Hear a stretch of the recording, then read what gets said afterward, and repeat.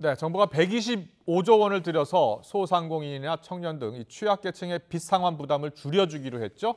한국은행 빅스텝 등으로 소상공인 부채 문제가 본격화할 수 있다 보니까 사전에 대응에 나선 겁니다.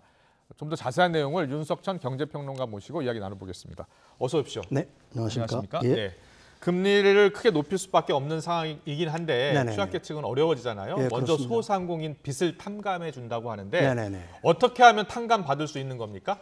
일단은 사실 코로나 시국에 네. 빚을 얻지 않는 소상공인 아니면 자영업자들은 거의 없겠죠. 그렇죠. 근데 이게 문제가 되는 게 뭐냐면은 9월 말이면 이게 사실 만기 연장을 몇 번 해줬습니다. 상환료에도 해줬고요.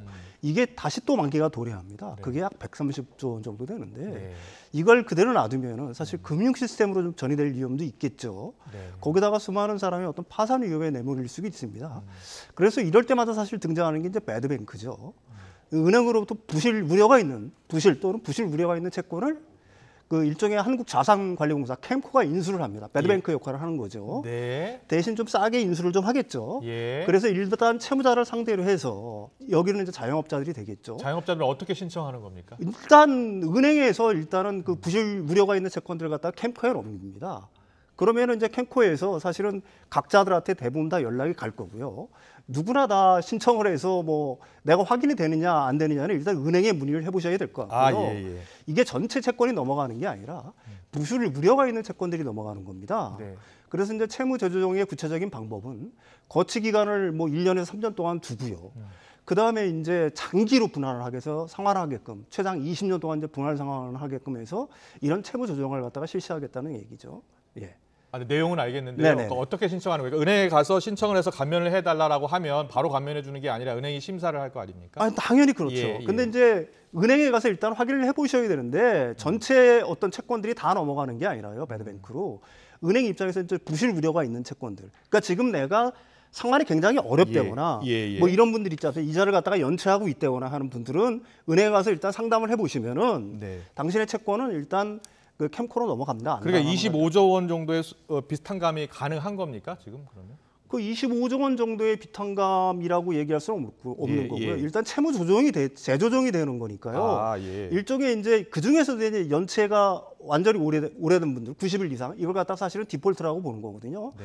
이런 분들에 대해서는 이제 원금의 60%에서 90%까지 원금을 갖다 탕감을 해주고. 잠깐만요. 네네네. 어떤 분들이 60에서 80%까지 탕감 받는다고요? 일단 연체를 시작하신 분들. 연체를 시작한 분들. 일단 연체를 시작해서 90일이 지난 분들. 아. 그러니까 일단 부실이 확인된 분들이 사실은 이제 이게 본격적으로 그 부채 탕감이 시작되는 거죠. 네. 전체 그럼 어떤 본인이 연체가 네네. 있다 이러신 분들은 바로 은행에 가서 탕감을 좀 받을 수 있는지 확인해 주세요라고 하면 되겠네요. 예, 그렇죠. 일단 탕감을 해주십시오 하고 그렇게 얘기하면 되는 거고요. 알겠습니다. 아직 이제 배드뱅크가 본격 설립된 건 아니니까 예. 배드뱅크가 설립이 되면은 배드뱅크 쪽에서도 이제 캠코 쪽에서 연락이 갈 겁니다.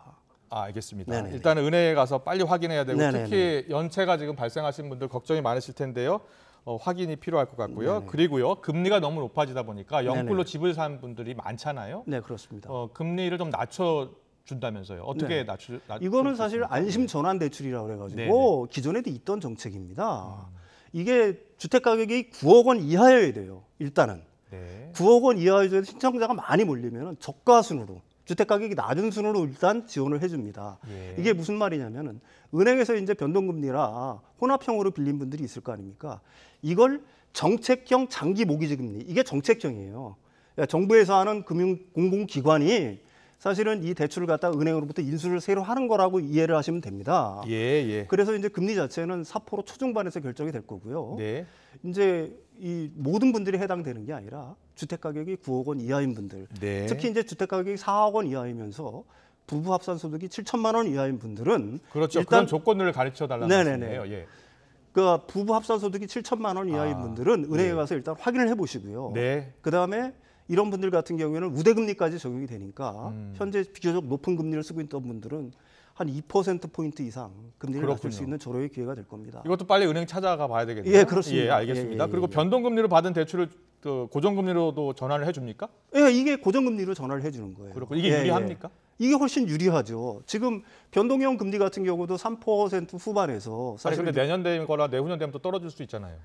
물론 그럴 수는 있죠. 예. 그렇지만은 이게 이제 그 금리라는 거는 사실은 미래를 예측할 수는 없는 거고 내년에 가서 좀 떨어졌다가 또 다음에 또 올라갈 수 있는 여지가 물론 있는 거니까요. 그런 부분들을 갖다가 고려를 할 때 지금 당장 어렵지 않습니까? 사실은 뭐 변동금리 자체가 계속해서 올라가는 추세에 네. 있는 거니까요. 예, 예. 알겠습니다. 네네. 주식이나 가상화폐 투자에 실패한 청년들도 많습니다. 네네.